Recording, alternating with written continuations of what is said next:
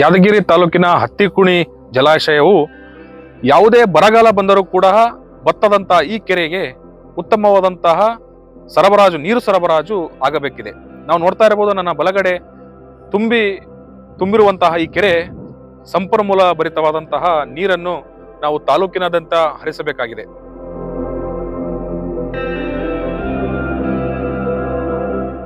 ದಳ್ಳಿ ಹಾಗೂ ಹತ್ತಿಕುಣಿ ಮತ್ತು ವನಗೇರ ಗ್ರಾಮಗಳ ನೀರಾವರಿಗೆ ತುಂಬಾ ಅನುಕೂಲ ಆಗಿದೆ. ಆದರೆ ಇಲ್ಲಿರುವಂತಹ ಕಾಲುವೆಗಳು ದುರಸ್ತಿ ಆಗಬೇಕೆನ್ನುವುದು ಸ್ಥಳೀಯರ ಒತ್ತಾಯವಾಗಿದೆ.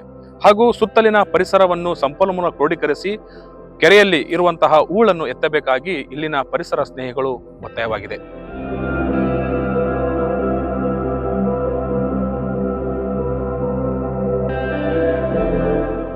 ಅರಣ್ಯ ಸಮೃದ್ಧ ಮತ್ತು ಅರಣ್ಯ ಭರಿತವಾದಂತಹ ಈ ಹತ್ತಿಕುಣಿ ಜಲಾಶಯ ಸುತ್ತ ಹೆಚ್ಚು ಗಿಡಗಳು ಮತ್ತು ಮರಗಳ ಪೋಷಣೆ ಆಗಬೇಕಿದೆ. ನನ್ನ ಹಿಂದಿನ ಫಲಕ ನೀವು ಗಮನಿಸ್ತಿರಬಹುದು.